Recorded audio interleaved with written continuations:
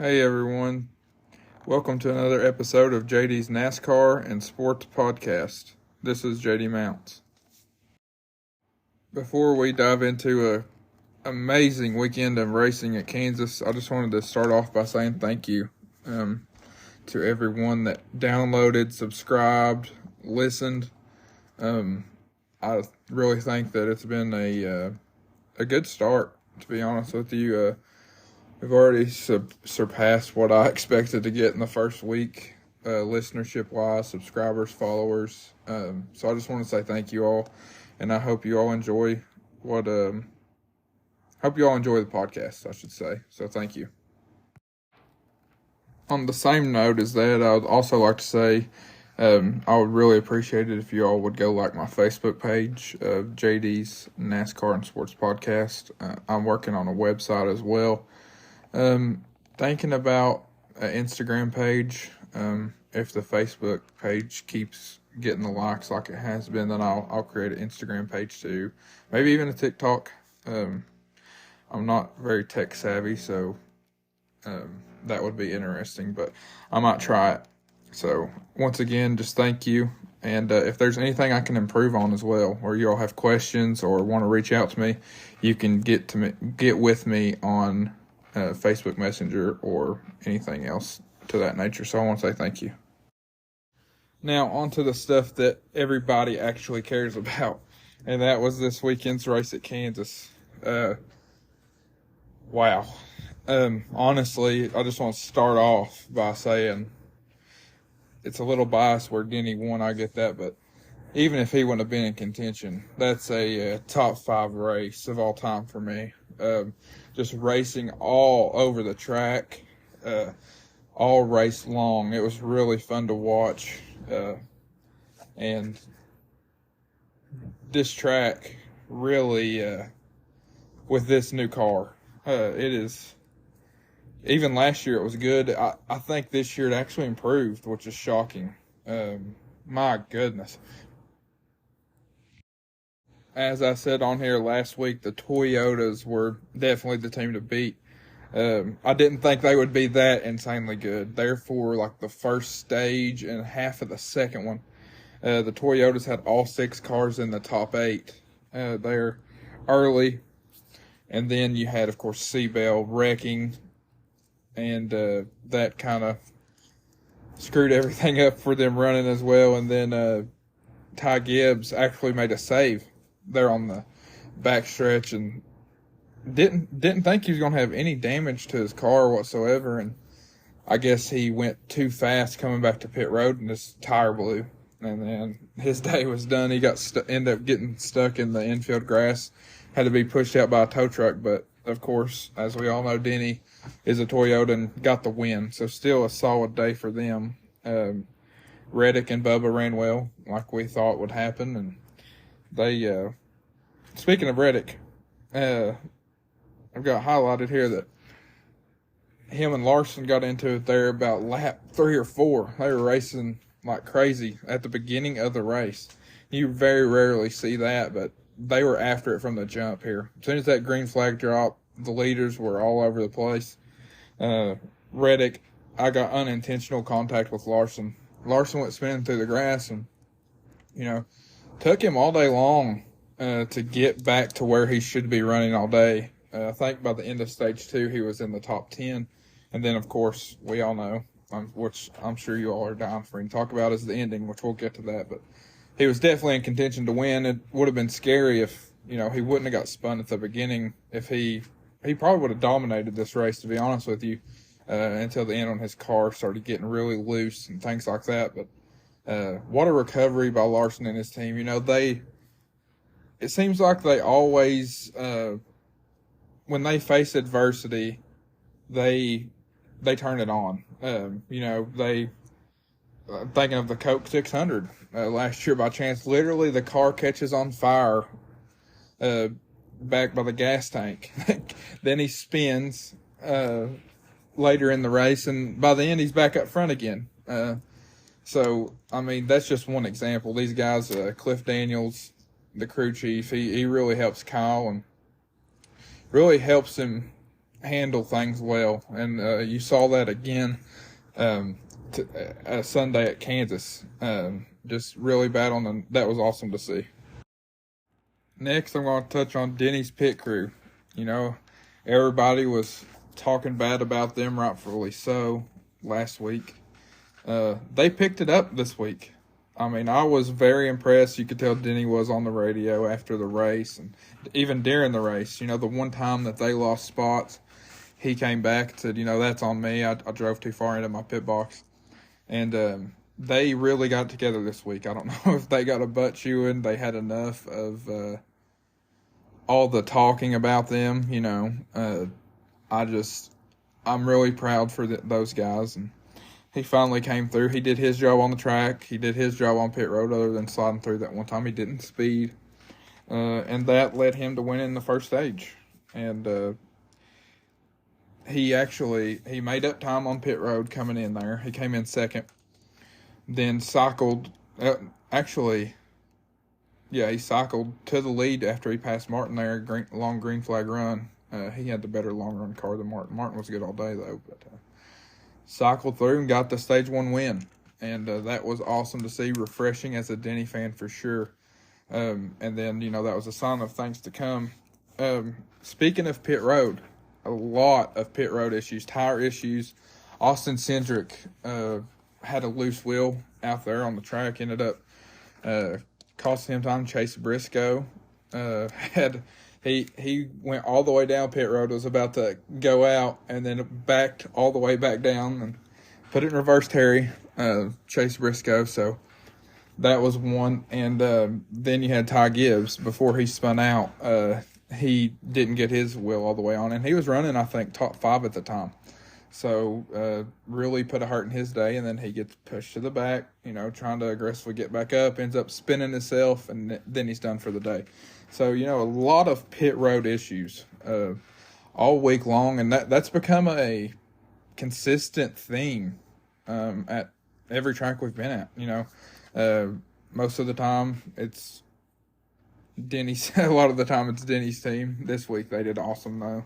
Can't say enough good things about them, but you saw other people this week that just, you know, had a lot of trouble.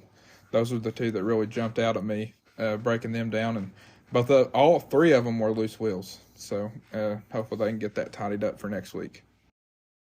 Before I critique this guy about this move that I didn't think he should have done in the race, I wanted to say that he's done a great job this year, filling in for Chase Elliott first, and now filling in for Alex Bowman. Josh Berry has been really good, and we talked a little bit last week when I was doing the bracket that he's expected to sign a big-time Cup deal next year for the job he's done this year. But as you all did see, he forced the issue there and got spun about, I think it was before the second stage was done there. And it was not a good look. Crammed it in 3 wide there, and then ended up getting spun by Ty. And, you know, pretty much put him out of contention. I don't really think he was fast enough there to go for a win or anything, but he certainly could have had a good run, and he's had good runs this year. He really has, and that's definitely positive to see, but hopefully, you know, kind of lay back on the mistakes that he's had so far, and he will. I mean, it's the Cup Series. I mean, you don't go in and dominate like crazy. It's the top tier motorsports in the country. So, I mean, I'm not saying that he's at fault or anything, but he'll get better, and he'll know when to pick his spots and stuff like that. And he definitely will be a NASCAR Cup Series winner in the future. That's no doubt in my mind. And then right there before the end of stage 2, you saw some radio communication with Kyle Busch talking about Ross Chastain. And I think Kyle's really tired of it, as is many people. We all know that Noah Gragson's one of those people as well, which that's a whole nother big segment coming later on the podcast. But Kyle Busch cussed him, flat out cussed him over the radio, said, you know, pretty much giving him a warning for not cutting him any slack.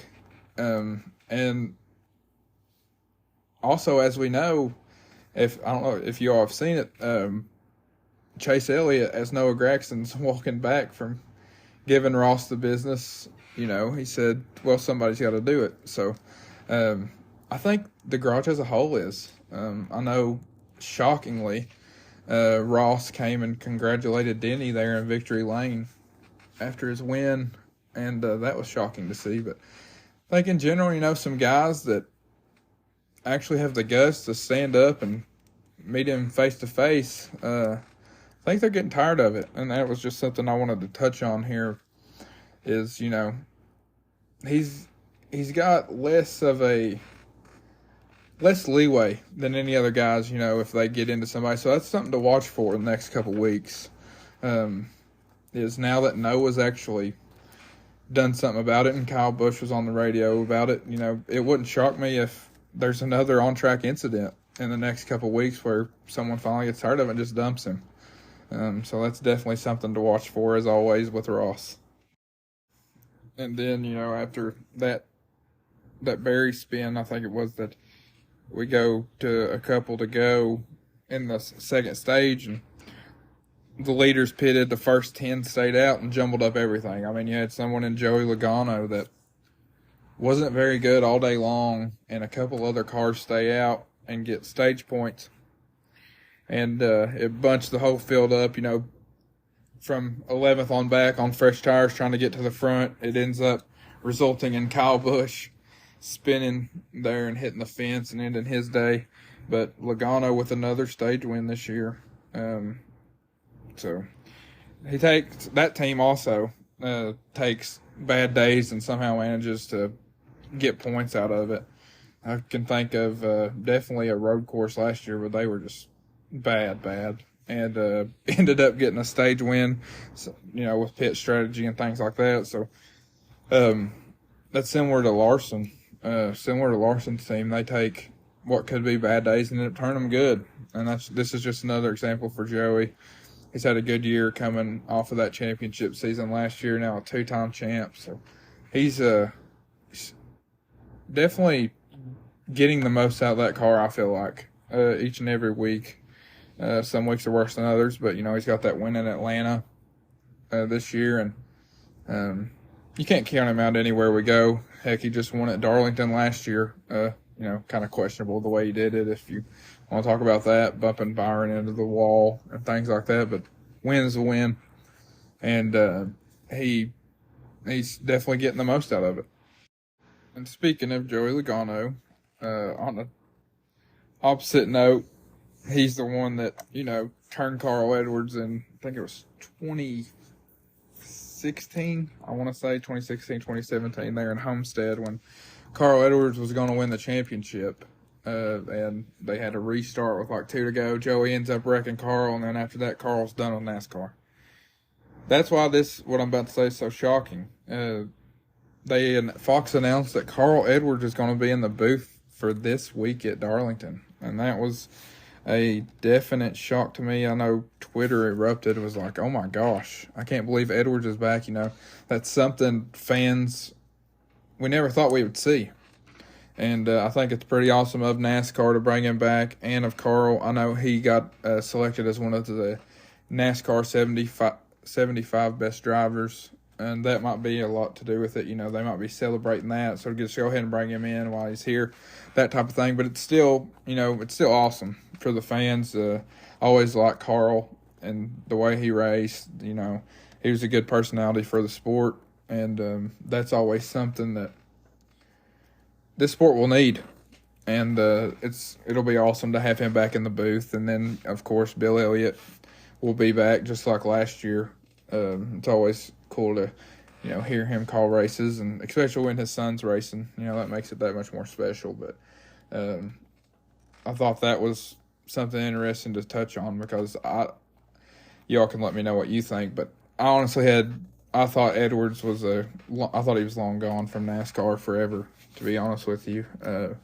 Never thought he would be back in this capacity, but like I said, it's great for us as fans, great for the sport, and I really support that, and I know he'll kill it, so that'll be awesome to see as well. I talked in the beginning of the podcast about how this was one of the top 5 best races I'd seen um, as a NASCAR fan. And that leads me to touch on my next point that the restarts at Kansas are something amazing. Like, that's one of the reasons why this race was so great. I just want to touch on how crazy it is that on a mile and a half, you're going 4 wide on restarts to get positions, and you really just got to respect what these guys do. Some people say, you just drive around in a circle and turn left. Like, it's so much more than that, and these restarts at Kansas show it. I mean, if you go back and watch, and I'm going to try to do my best to break it down, but one thing that comes to mind especially was when Truex Jr. took tires, and really nobody else did. I think he either took 2 or 4. Nobody else decided to go down that was in contention, and he just blew by everybody there. And I think it's just awesome to watch. I hate that the weather's so bad in November in Kansas, because that would be my ideal way to decide a champion. And yes, I know Denny's the all-time win leader in Kansas with 4, but that's not the only reason. I mean, definitely the last 2 years with this new car. But even before then, the racing was great, and it just continues to get better. I would definitely support the championship race, instead of Phoenix, which also has good restarts. They would probably have the second best restarts, but the racing in general there is just not as good. There's not as much passing. I know the market is the main reason why they have the championship out there, but, Kansas City's a big market too. And, when you have racing like that, it helped to have storylines, but even the storylines after the race and, the last couple laps, the racing just in general before that was great. Like, you couldn't stop watching it. And that's what NASCAR needs. That's one of the many things. And, it's very refreshing to see. And I think we should just race at Kansas every week. But, that's not possible. So at least, petition for it to be in the championship. I'm all for that. Or, we do have a playoff race there, which is good. But, move it deeper into the playoffs. Maybe round of 8. Make it mean more, if that means something. That's just my opinion, and y'all can tell me if you agree or disagree. But if y'all are new fans of the sport, or haven't watched it before, go watch that race. Just go watch it. Go watch even the highlights on YouTube. Like, you will be amazed how amazing the race was. And that's not just me blowing smoke. Like, it passing everywhere. Several wrecks, which there was too many cautions. But you can't help that. And, of course, you had the last 20-25 laps of Larson and Denny battling for the win, was classic. And so definitely go back, watch the race if you're a new fan, or, if you're like me and just love watching it, I'll go back and watch it again. It's just awesome.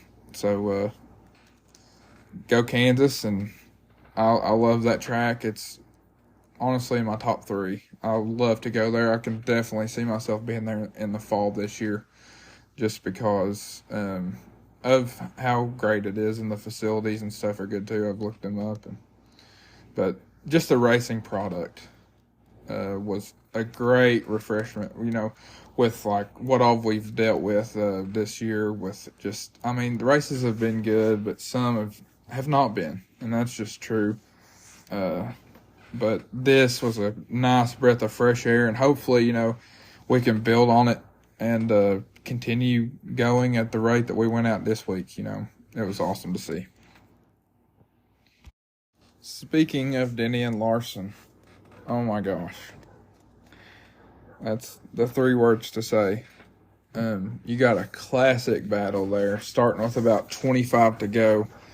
And, of course, I'm on the edge of my seat because I'm a Denny fan. And, I got my dad's a big Larson fan. Sadly, he wasn't here with me this weekend. But, messaging him back and forth, they're battling. You need to get this race on. You need to watch it, and it was just awesome to see. Two guys that can absolutely will the car. I mean, do whatever they want to with it. And you have to respect that too. Just an awesome battle, and luckily this time my driver comes out on top. You see, aerodynamically, these cars, they're really aero dependent.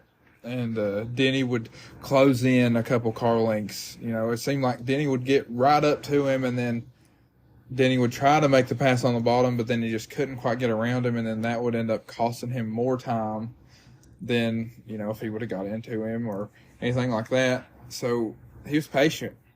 It was honestly a work of art watching him just reel him in slowly. You know, he had a plan the whole time, you could tell. And Larson was fighting loose, starting with 25 to go, but it got worse with probably that first time. I think it was around 5 or 6 to go when Denny got right up to him, about to pass him. You know, Larson was so loose, and that's what ended up costing him.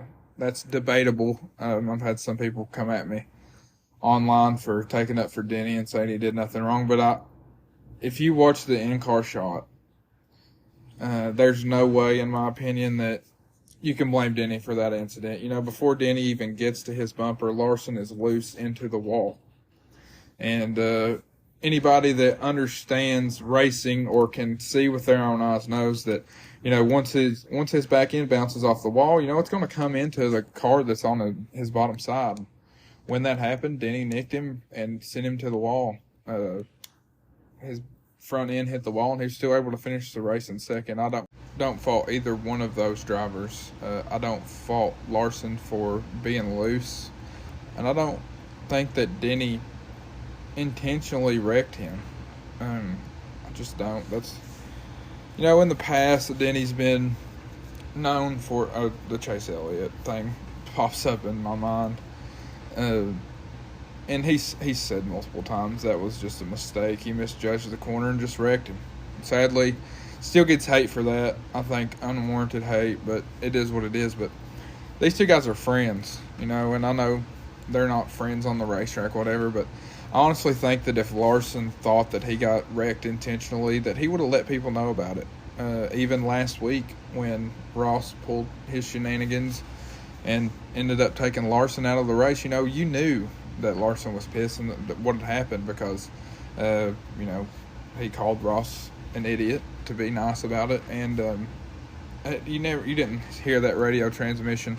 You had a little bit from the spotter stand and the crew chief saying, he got into us or whatever, but I thought Denny was better than that, I think was a quote.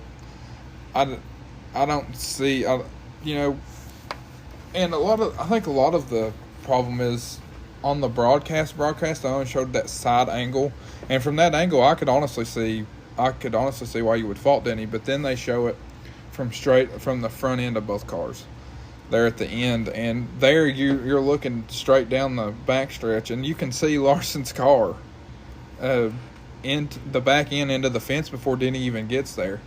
So just if you take time and look at multiple angles, I don't think either one's at fault. But I definitely do not think it's Denny's fault in this case. And if he were to go pull something crazy like what he did to Chase Elliott, I would be the first one to be like, okay, you know, that wasn't logical. But in this scenario, I think it was just an awesome battle between two guys who are absolute wheel men and who I love to watch race. I love watching both of them. You know, they give it their all every week, and it's really fun to see, especially when they're battling each other. Heck, 2020 or 2021, it was this 2021 in Darlington, the year before the next gen. These guys had another classic battle where Larson attempted to do the wall ride at Darlington before Ross did it last year. He sent it in the final turn there in Darlington and came up just short, and then he came out on top of that. So, I mean, these guys always have battles, and exciting ones. And they do it, I mean, cleanly. You know, this wasn't 100% clean because, you know, debating it's Denny, whatever. But, you know, I see that, and I think, you know, if it wasn't Denny, would they have the same reaction? And I think no. the people that are. I just think that they want something to go at him for because they hate the guy, and if that's your opinion, I mean, everybody's entitled to their own, but I just don't understand the hate for this particular incident. I think they both battled their tails off, and one came out on top, and one came in second. And that's another thing is, it would be different. Denny dumps him, and he finishes 35th. No, that doesn't happen. He willed it back to the start finish, and they came 1-2. So, just an awesome battle. You got to appreciate it, and just move on, in my opinion. I'm sure there'll be more down the road. These guys are in the front every single week, it seems like. They got the best equipment, best cars. In my opinion, best drivers.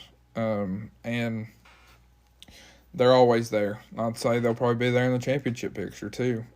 And in that scenario, we as fans win again, because that would be an insane battle if, they're in the Final Four and they're running 1-2, coming to 2 to go at Phoenix. It's a dream scenario. That would be awesome because, like I said, they have the best battles, and I really respect both of those guys and hope they stick around for as long as they can.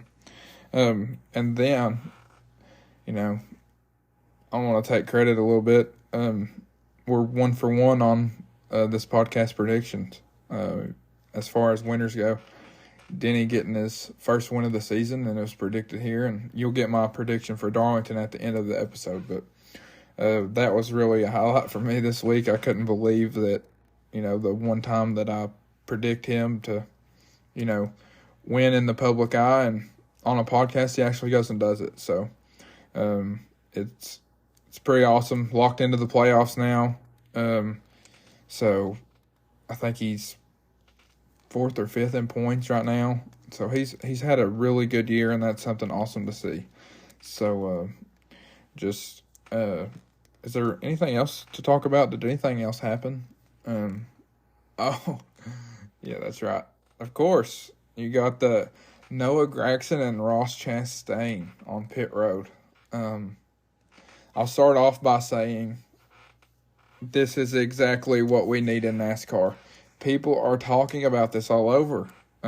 Every social media site you're on, there's an article or a video or a reel or a TikTok. And that's exactly what we need. People are actually talking about NASCAR. People want to see it. And a lot of it has to do with Noah's haircut too. He just got that bowl cut. He lost a bet to Austin Dillon and got a bowl cut. And when Ross rocks him, the hair in slow motion is hilarious to see. You all need to go find that online. But we need more of this. Finally someone gets tired of Ross's stuff and actually confronts him like a man. And Noah's more manly than anybody else that's been into it with him, including Denny. Denny has a way of, I guess, de-escalating the situation, whereas Noah wanted to escalate it because he was so sick of it. He's sick of, for example, the Talladega thing. Noah was leading, and Ross shoots it 3 wide, which you can argue, Noah should have let him have the spot. Or you can argue Ross is being too aggressive per usual with however many laps there was to go. Either way, you can argue that. But then this week, I don't think there's an argument as to who's at fault. And I'll give Ross the benefit of the doubt when he deserves it. A lot of stuff is just said, thanks Ross, and it's not really his fault. But it was similar to the Bubba Larson incident last year at Vegas. Chastain run middle, Noah up high, and Noah is forced up into the wall and comes back down, and could have turned him, but he made the right decision. That would have definitely been a suspension, and waited till after the race, and goes up to Ross, and they have a little conversation, and Noah grabs him, and to Ross's credit, he told him to stop. He told him to stop multiple times, and Noah just kept going, and Noah wanted to fight. And they keep talking a little bit, and Chastain lands a right in Noah's jaw. And this is where I have a problem. Let them fight. Enough said. Let them fight. NASCAR needs this. I know, it's blowing up, but if they fought and somebody finally got Ross back, one, Noah gained so many fans. The sport gained so many fans. I mean, it's a crazy thing that the security guard steps in right when Noah's about to land one back. Not a fair fight, which he said he wasn't opposed to doing things behind the scenes because they train together daily, where they're both in the Chevy camp. And so that would be an awkward training session the next day. But, let them fight. I saw a thing on Twitter, we need hockey rules. I'm down with that. Like, if someone's going to fight, let them go until someone's on the ground.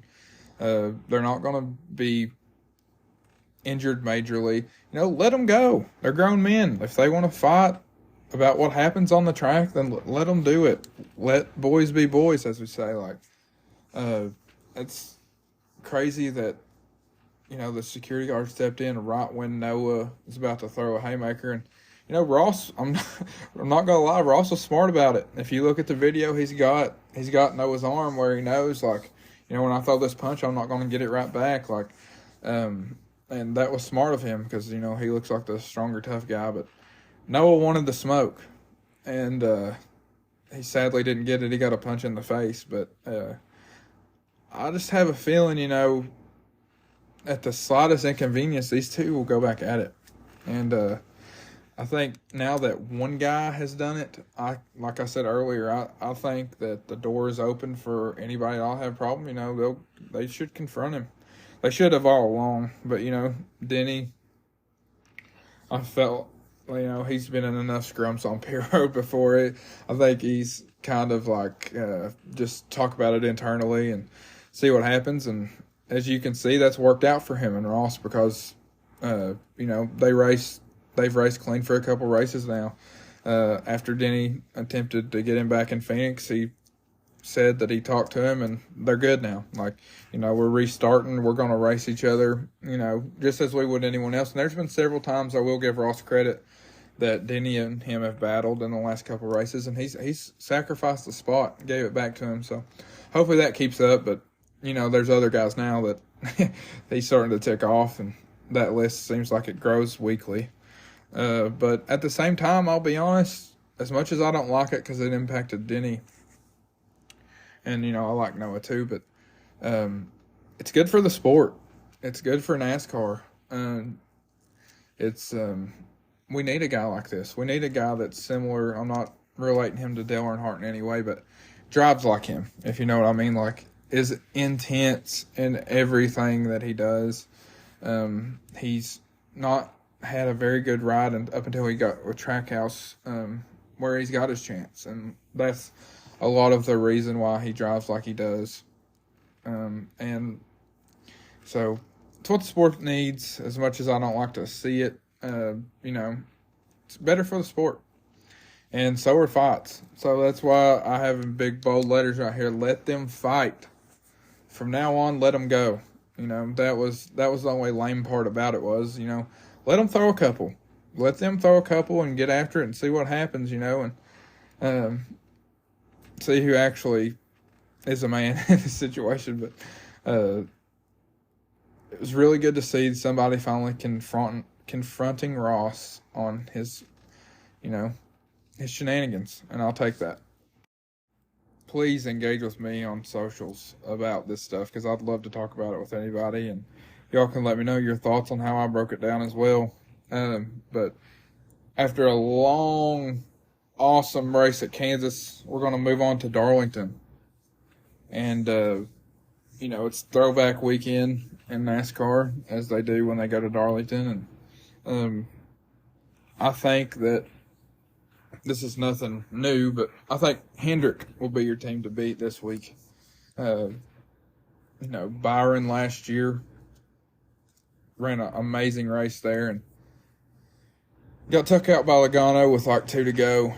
Logano ended up winning, but Byron was in control of that race. He's been fast all year long. And, of course, you got Larson. Can never count him out. I will say Chase has struggled there as far as I can remember. So he might be in contention. And, heck, he came out of nowhere at Kansas towards the end of the race. he was running about top 15 all day, and by the end he was top 3 for a little bit. I think he ended up falling back to 7th or 8th, but he had a pretty solid run, and that I really didn't expect that this early back. But Darlington could be a different story, and Barry, I'm sure he'll do all right too. But my team to beat this week's going to be Hendrick. I think that, like I said, that's no surprise, but I really think so. But then I go to also Ford has been dreadful this year, just as a manufacturer and whole, but I feel like they ran somewhat well last year here. Logano took home the win. Can they get back on track? That's a question that I'm going to be looking for and see if they can get into victory lane. It wouldn't surprise me at all, to be honest with you, if Logano went back-to-back or Blaney. He's not that good here at Darlington, but he's due, definitely. And then I know you're all going to be sick of me, blah, blah, blah, Denny this, Denny that, but you can't fault the guy. I think Darlington's definitely one of his top 3 tracks, maybe his best. He always runs pretty solid here, and we're hoping for a good run again this week. I could very easily see him going back-to-back and getting his first 2 wins of 2023. These are just some names I'm floating out there. I'll make my final prediction at the end, but it's I think it'll be another good race. I don't expect it to live up to Kansas's standards, but Darlington's always interesting. It's one of the most physical tracks, called the Lady in Black.